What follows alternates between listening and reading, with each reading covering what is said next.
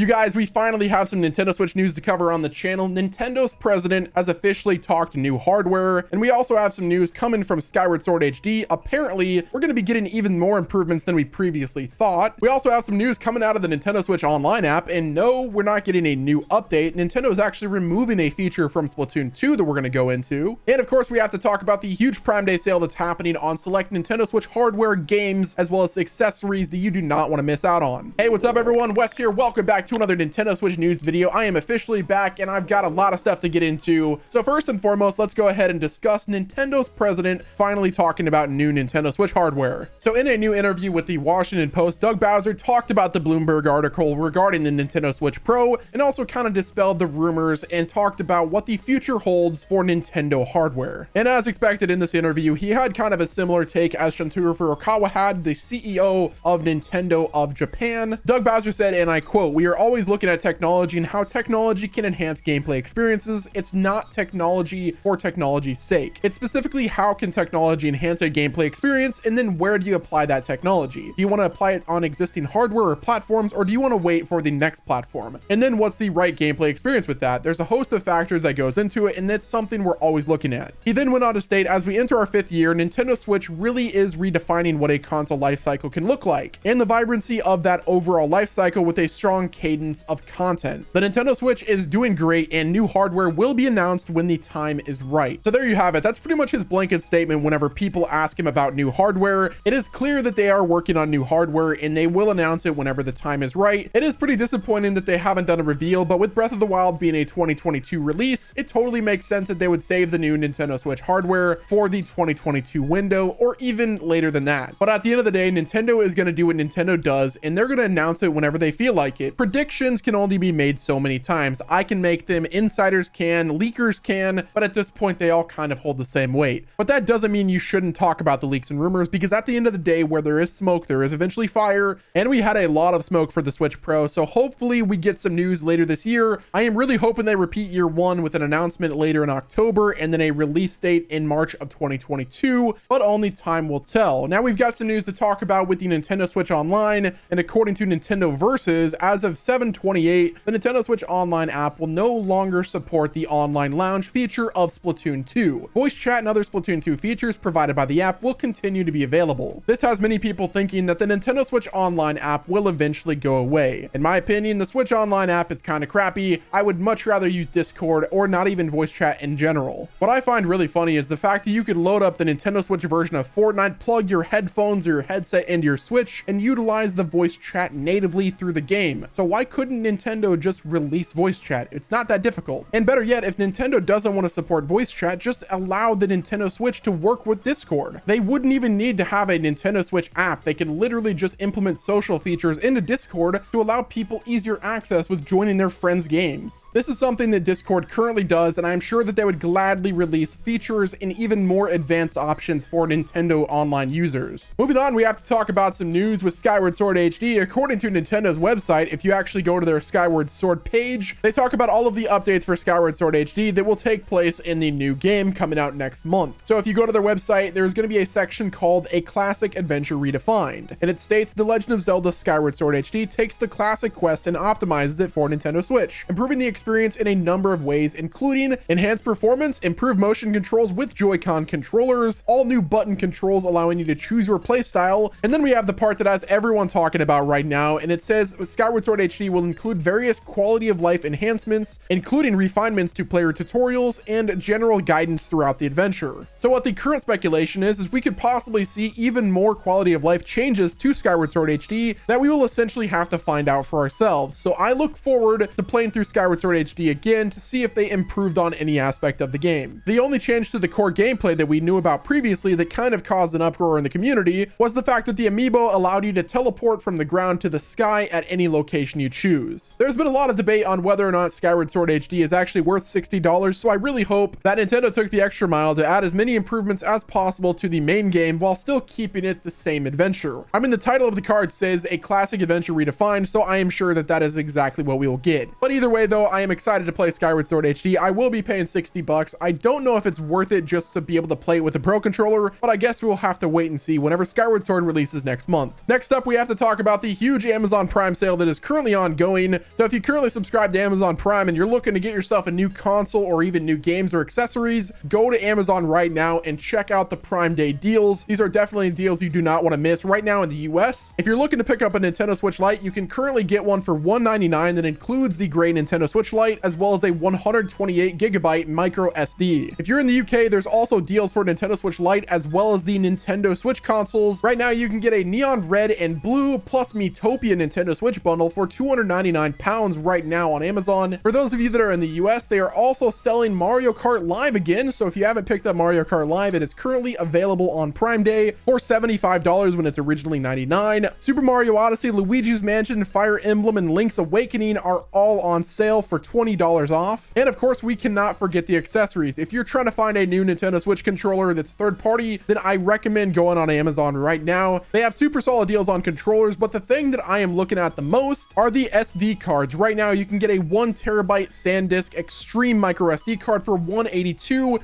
The original price is $270. If you want to get a SanDisk Ultra 400 gigabyte, it's $39 right now, which is an absolutely wild price. The 512 is $75. So definitely take advantage of these offers while you can, because the sale will be ending very soon. I recommend going for the SD cards personally, because you can never have enough storage unless you buy physical games. It's also worth mentioning that there are other US retailers that are doing sales kind of like Prime Day to kind of build off of the hype. So if you aren't able to take advantage of this Prime Day sale, I recommend just check out your local retailer and pick up some Nintendo Switch stuff, because now is definitely the time to buy, especially if you've been holding off on buying a new Nintendo Switch for the Switch Pro. We didn't get a reveal at E3, so now is definitely the time to buy. But yeah, guys, that is going to wrap it up with this Nintendo Switch news video. Thank you all for watching. This has been Wes, and I will talk to you on the next video.